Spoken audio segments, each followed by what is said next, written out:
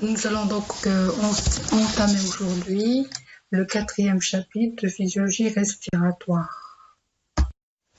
Alors, après avoir vu les échanges gazeux, on va se concentrer maintenant sur la façon dont l'oxygène et le gaz carbonique sont transportés dans le sang. Donc, on va suivre le processus ou bien le schéma suivant. Transport d'abord d'oxygène suivi par le transport du CO2. Que ce soit l'oxygène ou bien le gaz carbonique, ces deux gaz sont transportés des poumons vers les tissus et des tissus vers les poumons selon leur gradient de pression partielle. Et ces gaz sont transportés selon deux grandes formes, une forme dissoute dans le plasma et une forme liée à une protéine appelée l'hémoglobine. Pour le CO2, on rajoute une troisième forme qui est les ions bicarbonates. Donc, on verra dans le chapitre réservé au transport de CO2. L'oxygène donc est transporté dans le sang sous deux formes. La première, c'est la forme dissoute qui constitue une faible proportion, 3%. Et la deuxième forme, c'est celle qui est liée à l'hémoglobine. L'hémoglobine, c'est une protéine de transport qui se trouve au niveau du globule rouge et elle peut lier de façon réversible l'oxygène selon l'équation suivante. Donc, Hb, c'est hémoglobine. Hb plus O2 donne un complexe appelé HbO2, l'oxyhémoglobine. Dans les capillaires pulmonaires, où la pression partielle d'oxygène plasmatique augmente avec la diffusion de l'oxygène depuis les alvéoles, alors l'hémoglobine va fixer l'oxygène, mais au niveau cellulaire, où l'oxygène est utilisé par les cellules et où la pression partielle d'oxygène plasmatique diminue, l'hémoglobine va relâcher l'oxygène. Pour connaître le volume d'oxygène dissous dans le sang, il faudrait donc déterminer ou bien tenir compte de la solubilité de l'oxygène dans le sang, la pression partielle d'oxygène dans le sang et la pression atmosphérique, ce qui nous donne VO2 égale à SO2 multiplié par la pression partielle d'oxygène divisé par la pression atmosphérique. Donc l'oxygène qui est dissous dans le plasma, il dépend de la pression partielle d'oxygène, la pression atmosphérique et de la solubilité, du coefficient de solubilité d'oxygène dans le sang.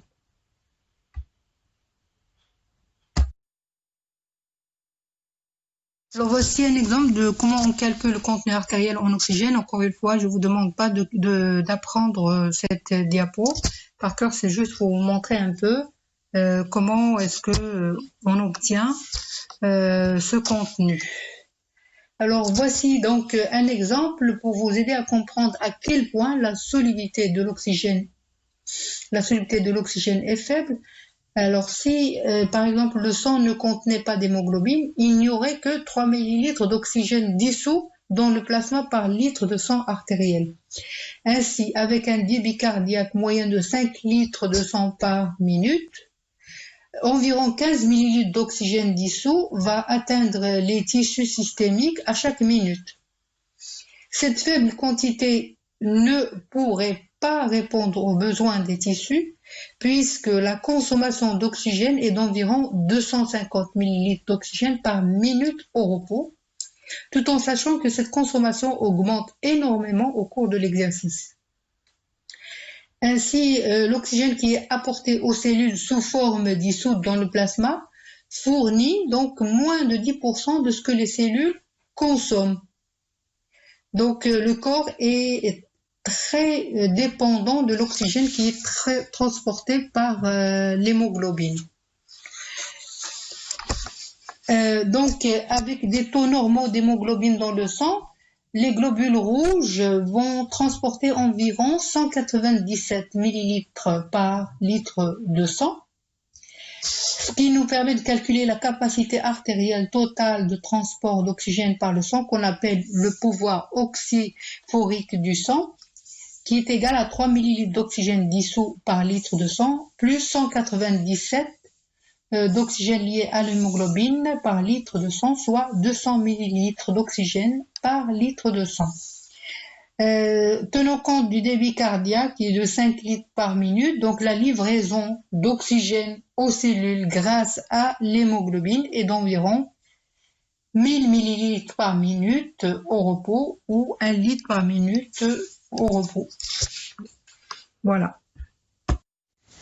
Dans les capillaires pulmonaires, l'oxygène dissous dans le plasma va diffuser dans les globules rouges où il va se lier à l'hémoglobine pour former le complexe HbO2, le complexe oxyhémoglobine, donc à 98%.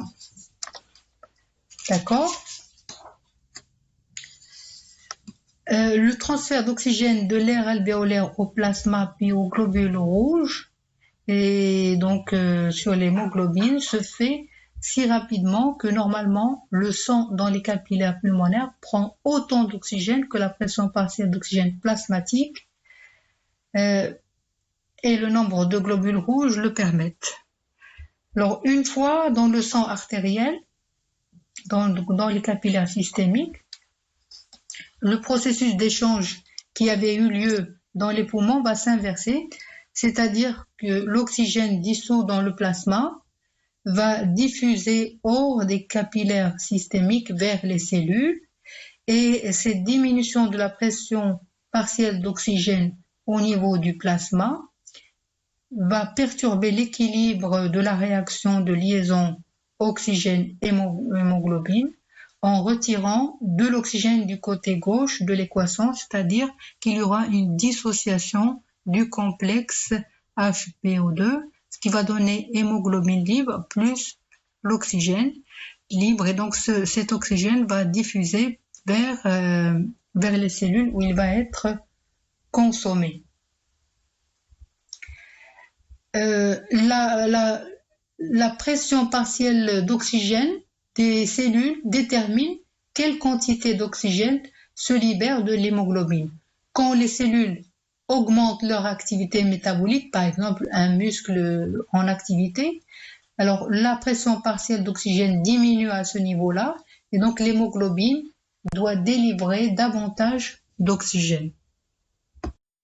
Concernant l'hémoglobine, il y a plusieurs formes de chaînes protéiques dans l'hémoglobine, on appelle les globules.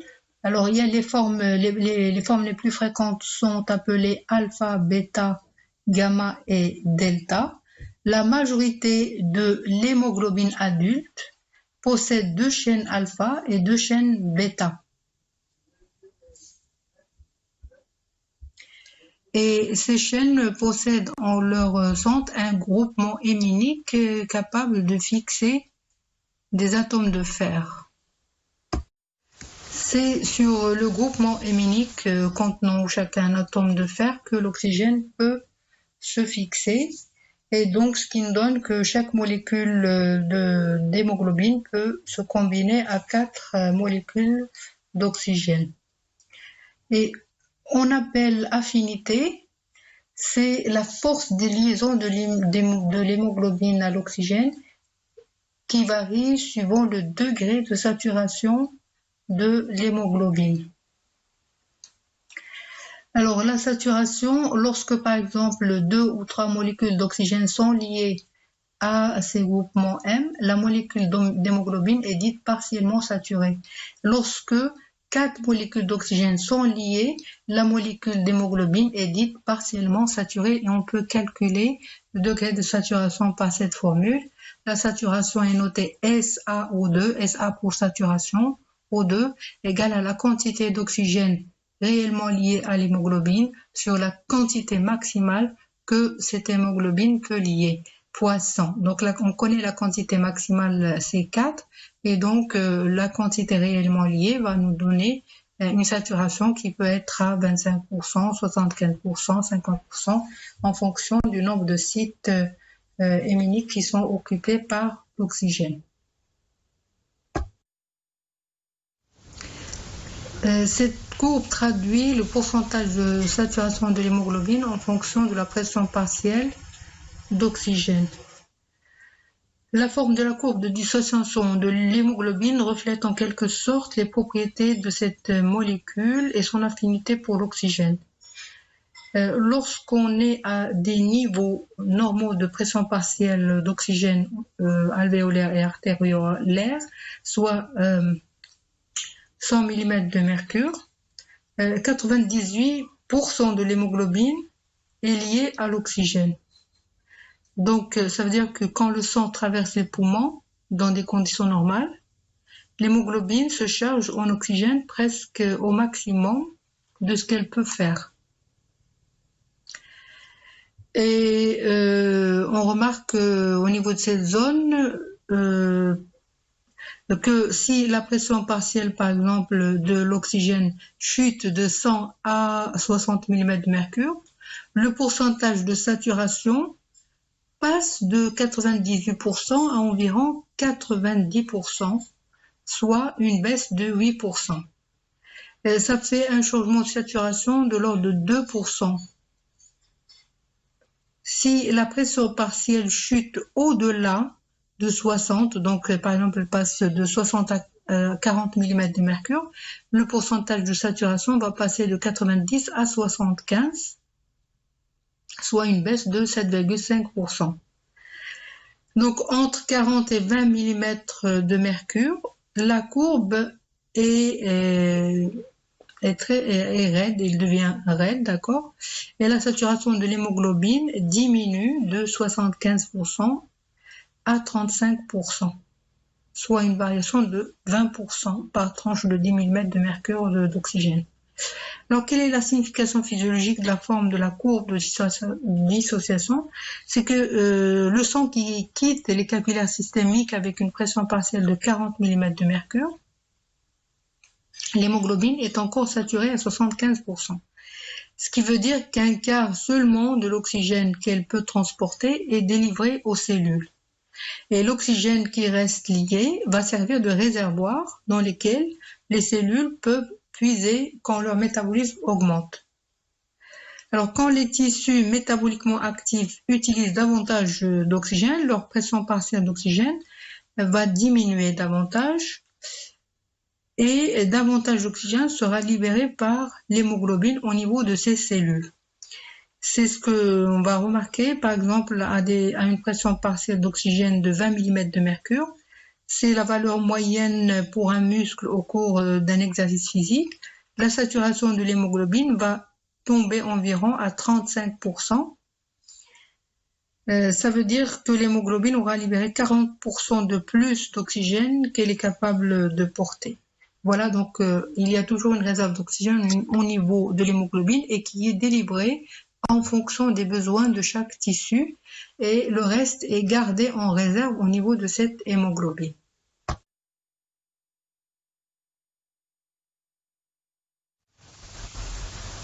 Alors, la température, le pH sanguin et la pression partielle de CO2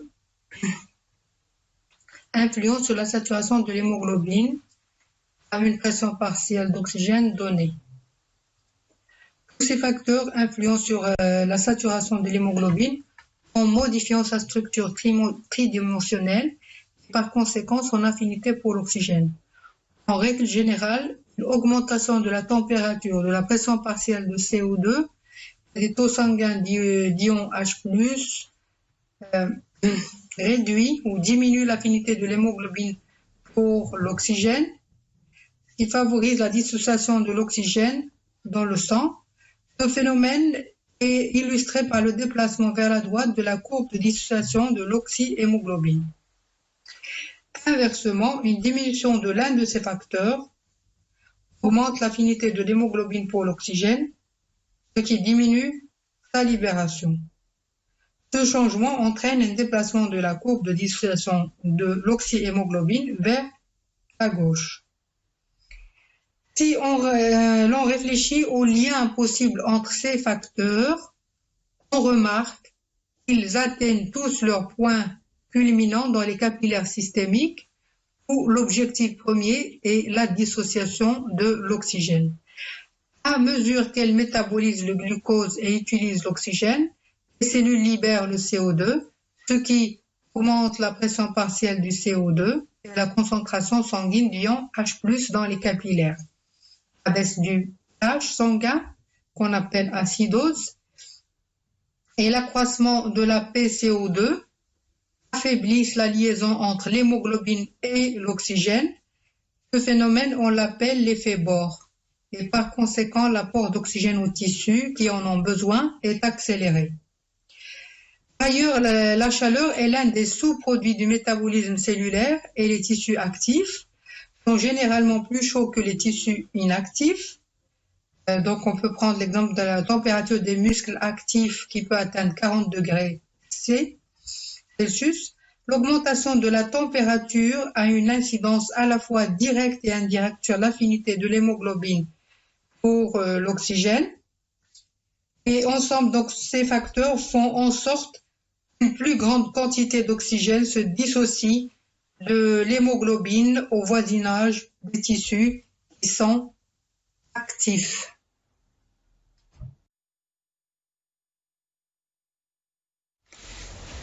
L'affinité de l'hémoglobine pour l'oxygène peut être également modifiée en fonction de certaines situations plutôt pathologiques, comme le cas de l'anémie. L'anémie, c'est quoi? C'est une diminution de la concentration de l'hémoglobine dans le sang. Une concentration d'hémoglobine normale étant de 15 grammes par 100 ml de sang. Une anémie peut être donc représentée par une hémoglobinémie de l'ordre de 10 grammes par 100 ml de sang. Alors, sont mesurés sur cette courbe deux paramètres. Premièrement, la saturation de l'hémoglobine en oxygène, et c'est l'axe de droite en pourcentage. Deuxièmement, le contenu artériel en oxygène, CaO2, c'est l'axe de gauche. Pour la saturation, on a deux axes. Un qui mesure la saturation en cas d'une hémoglobinémie normale et un axe qui représente la saturation en cas d'une anémie.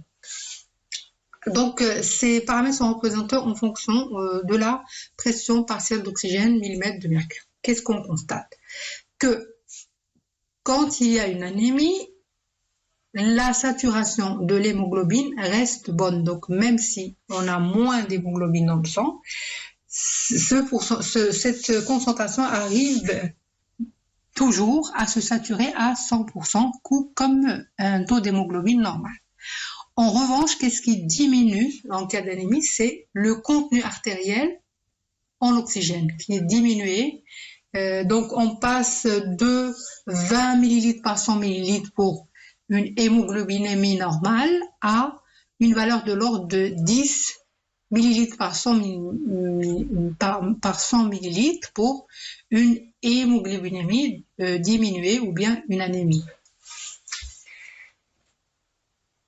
Donc, conclusion, il y a moins de transport d'oxygène par le fait qu'il y a un contenu artériel en oxygène qui est diminué. Autre situation remarquable dans laquelle on peut mesurer la saturation de l'hémoglobine en oxygène, c'est dans le cas où, donc cette fois-ci, on suppose que l'hémoglobine est normale, donc elle est normale 15 grammes par 100 millilitres de sang, et on mesure le contenu artériel en oxygène.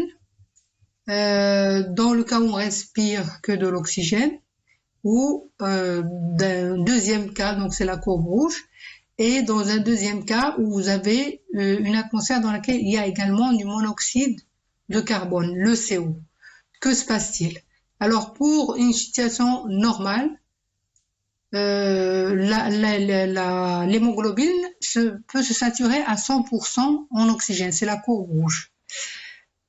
Et le contenu artériel en oxygène, il est normal, 20 ml par 100 ml de sang, au maximum.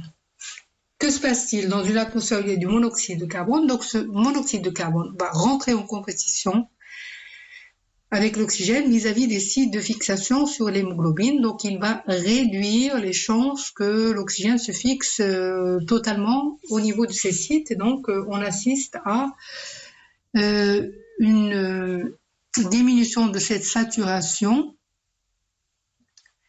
parce que le taux de CO qui est fixé à l'hémoglobine est de l'ordre de 33%, et donc le reste est occupé par l'oxygène.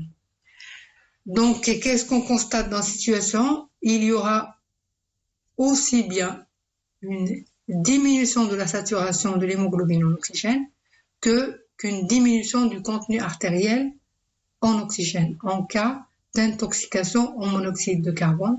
Donc, c'est ce qui rend la situation très difficile et délicate parce que les deux paramètres sont diminués. On passe maintenant au transport du gaz. Le CO2 qui est produit par la respiration cellulaire est transporté des cellules aux poumons sous 3 formes, énumérées ici en ordre croissant d'importance. Nous avons premièrement la forme sous forme de gaz dissous dans le plasma. Donc cette forme va représenter 7 à 10%. Sous la forme de complexes liés à l'hémoglobine. Donc une partie du CO2 est liée, transportée dans les érythrocytes sous forme de carbhémoglobine, sous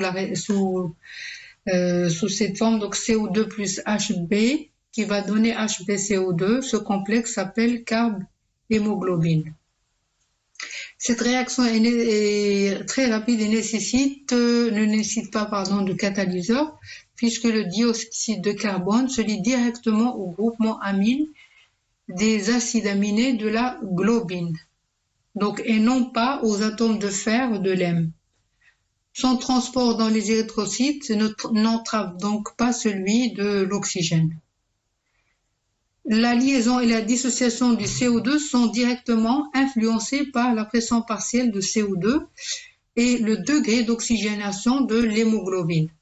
Le CO2 se dissocie rapidement de l'hémoglobine dans les poumons, car la pression partielle de CO2 est inférieure dans l'air alvéolaire que dans le sang. Et le CO2 se lie rapidement à l'hémoglobine dans les tissus, où la pression partielle de CO2 est plus élevée que dans le sang. La désoxyhémoglobine se combine plus facilement au dioxyde de carbone que l'oxyhémoglobine. Donc c'est ce que on décrit généralement dans l'effet Haldane, ce qu'on appelle l'effet Haldane. La troisième forme, c'est les ions bicarbonate dans le plasma, environ 70%. La plupart des molécules de gaz carbonique qui entrent dans le plasma pénètrent rapidement dans les érythrocytes et c'est là que va se produire la plupart des réactions qui préparent le CO2 pour son transport dans le plasma sous forme d'ion bicarbonate, HCO3-. Le retrait du CO2 est indispensable car tout excès de CO2 qu'on appelle hypercapnie peut entraîner un trouble du pH, c'est ce qu'on appelle l'acidose. Et toute augmentation excessive de CO2 peut déprimer, c'est-à-dire inhiber le fonctionnement du système nerveux, ce qui va entraîner dans un premier temps des situations de confusion, puis coma, voire si rien n'est fait, la mort du sujet.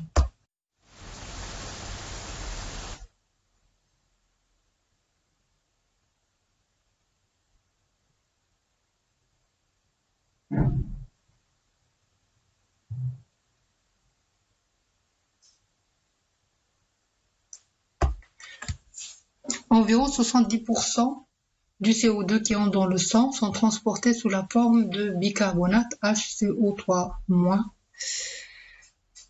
qui se forme sous l'action de l'anhydrase carbonique. CO2 plus H2O, ACC anhydrase carbonique donne d'abord un produit intermédiaire, l'acide carbonique, qui se dissocie en HCO3- et H+. Par ailleurs, le CO2 est transporté sous la forme liée à l'hémoglobine, sous forme de CO2 plus HB va donner HbCO2, un complexe appelé carbhémoglobine. Donc, juste pour vous situer, on est au niveau des capillaires systémiques. Donc, le CO2 qui a été produit par les réactions cellulaires, il va diffuser au niveau des capillaires systémiques pour être transporté jusqu'aux capillaires pulmonaires. Pour que les réactions se poursuivent, il faut absolument que le HCO3- et le H+ doivent être retirés du cytoplasme du globule rouge. Donc il y a deux processus à ça. Un processus réservé pour HCO3- et l'autre pour H+. Premièrement, vous avez le HCO3-, il va être échangé par une protéine antipore qui échange le HCO3- contre le Cl- pour maintenir un équilibre ionique au niveau cellulaire. Et d'autre part, les protons H+ se lient à l'hémoglobine pour former ce complexe HBH. Alors, les bicarbonates, ils ont deux rôles. Premièrement, c'est une forme de transport du gaz carbonique et deuxièmement, ils vont jouer dans le milieu extracellulaire un rôle tampon pour éviter les variations moyennes du pH au niveau extracellulaire. Donc, on le sait, ils sont de puissants tampons. Pour ce qui est de l'hémoglobine, alors l'hémoglobine qui prend en charge le H+, alors l'hémoglobine ici, elle va jouer un petit peu aussi un rôle tampon puisqu'elle va éviter les variations de pH qui sont liées aux réactions productrices de CO2 par la respiration. Cette capacité tampon de l'hémoglobine est valable pour des taux de CO2 qui sont normaux. Si la pression partielle du CO2 du sang veineux est très élevée, supérieure à la normale, le tampon hémoglobine ne peut pas absorber les protons produits par les réactions CO2 plus l'eau. Et dans ce cas-là, les protons vont s'accumuler et entraîner ce qu'on appelle l'acidose respiratoire. Alors, ça, c'était pour les capillaires systémiques. Ensuite, par le transport, on arrive au niveau des capillaires pulmonaires. Alors, les réactions que l'on a vues dans les capillaires systémiques vont s'inverser dans les capillaires pulmonaires. Tout va concourir vers la formation de cette forme de CO2 dissous qui va par la suite quitter le capillaire pulmonaire et être expiré par la respiration, donc une fois que ce CO2 quitte les alvéoles. Alors le CO2 au niveau des capillaires pulmonaires, donc la forme dissoute provient d'une part de cette petite forme qui se trouve déjà dans le plasma, 7%, et d'autre part, elle provient de la dissociation du complexe HbCO2 qui va donner Hp plus CO2. Par ailleurs, les bicarbonates qui étaient dans le plasma des capillaires systémiques repassent dans les globules rouges, donc ils sont de la même manière échangés contre le chlore, donc ils entrent dans le globule rouge où le complexe HBH va se dissocier pour donner H++ Hb libre. Et ce proton va réagir avec les bicarbonates pour donner l'acide carbonique. Sous l'effet de l'anhydrase carbonique, l'acide carbonique se dissocie en O plus CO2 qui vient renforcer cette quantité de CO2 qui doit être éliminée. Donc, il va quitter le globule rouge pour regagner le plasma et au niveau des alvéoles, ce CO2 va être éliminé.